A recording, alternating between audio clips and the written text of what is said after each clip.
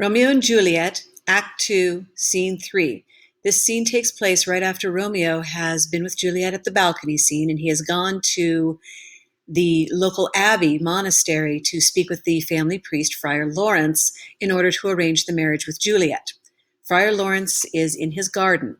Friar Lawrence is the monastery's pharmacist or doctor, and he is an expert in all things plants and how to make medicines and potions to help people when they are ill. So we have a dichotomy where he is a very worldly healer of people, but also a very spiritual healer of souls. And of course, he understands the nature of both plants and humans very well. He's up at dawn collecting his herbs for his medicines after saying his matins or morning prayers. The gray-eyed morn smiles on the frowning night, checkering the eastern clouds with streaks of light. And fleckled darkness, like a drunkard, reels from forth day's path and Titan's burning wheels. Now, ere the sun advance his burning eye, the day to cheer and night's dank dew to dry, I must upfill this osier cage of ours with baleful weeds and precious juiced flowers. The earth that's nature's mother is her tomb.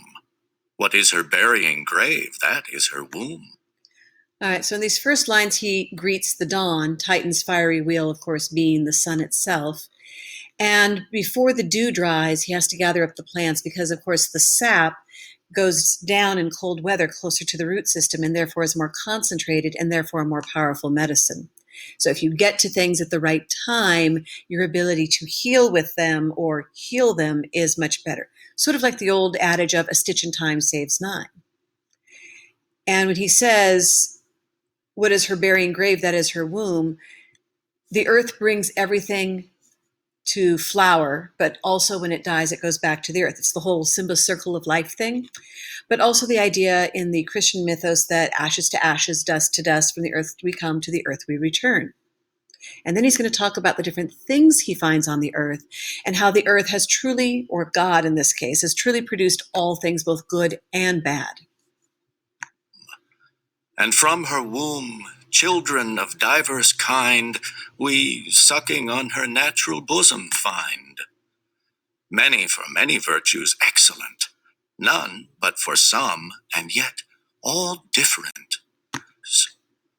All right. The earth that's nature's... Hopefully we'll pause that and pretend that never happened.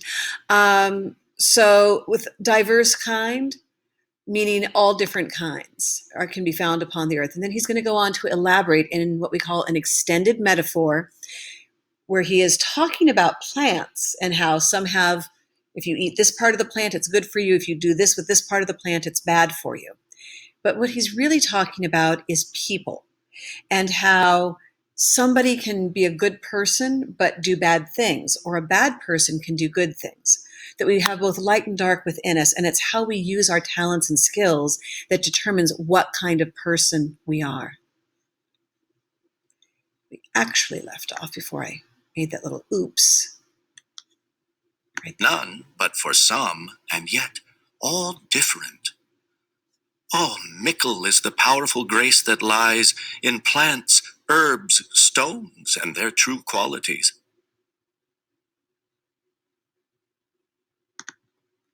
And of course, we always have the little bubble of the modern text if you're confused.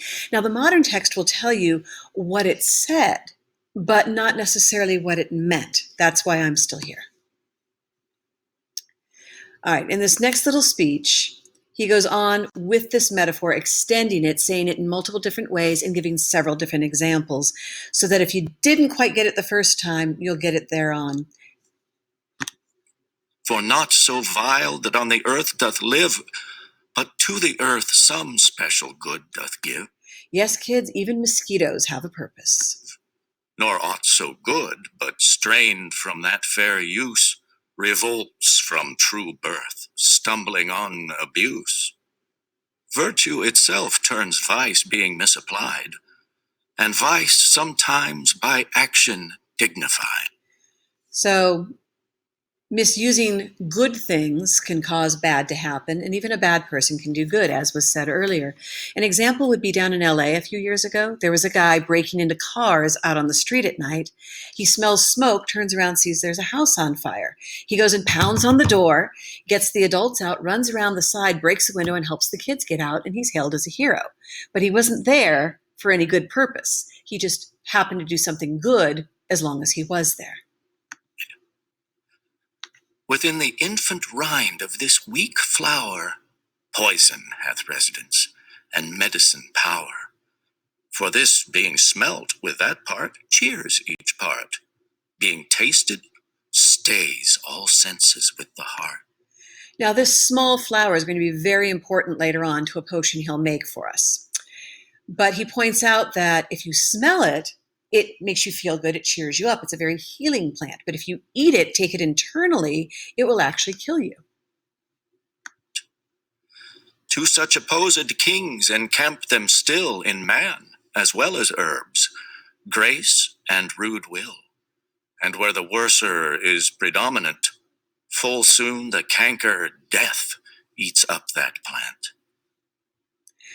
And of course, again, in the Christian mythos, that the wages of sin is death. So where the worser side is taking over or predominant in human nature, as in plant nature, what follows will be death. All right, here comes Romeo. Now, at first, since Romeo's been up and weeping and crying in the dawn outside the city gates for quite a while now, which is why everyone's been so worried about him, when the friar first sees him, he thinks, a distempered head, you must be troubled by something that you're up so early, you can't sleep. And I'm sure Romeo has come to Friar Lawrence multiple times during his romance with Rosaline to moan and groan over how she doesn't like me, she doesn't love me.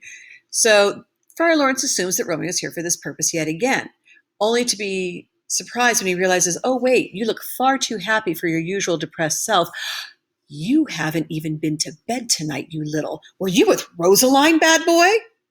And so we go. Good morrow, Father. Benedicite, what early tongue so sweet saluteth me?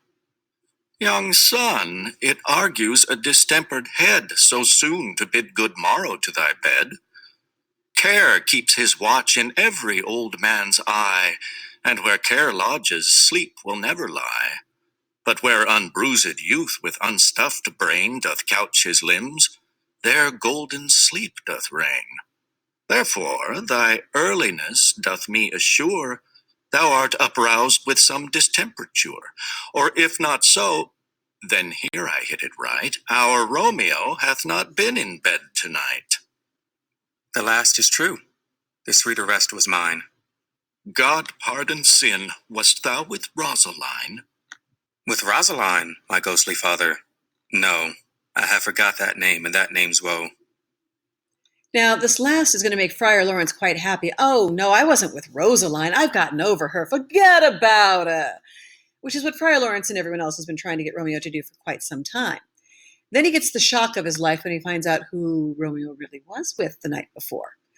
On the other hand, notice Friar Lawrence is not chiding him, getting him in trouble for supposedly having been with Rosaline, although he's a little disapproving of it.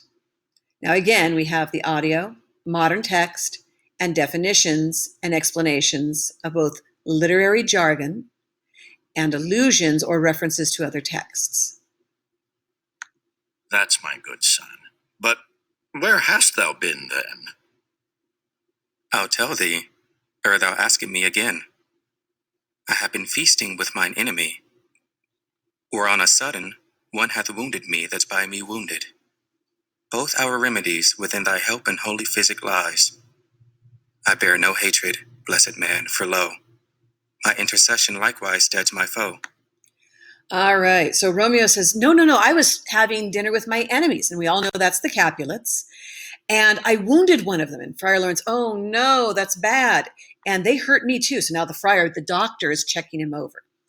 And we will continue in part 3.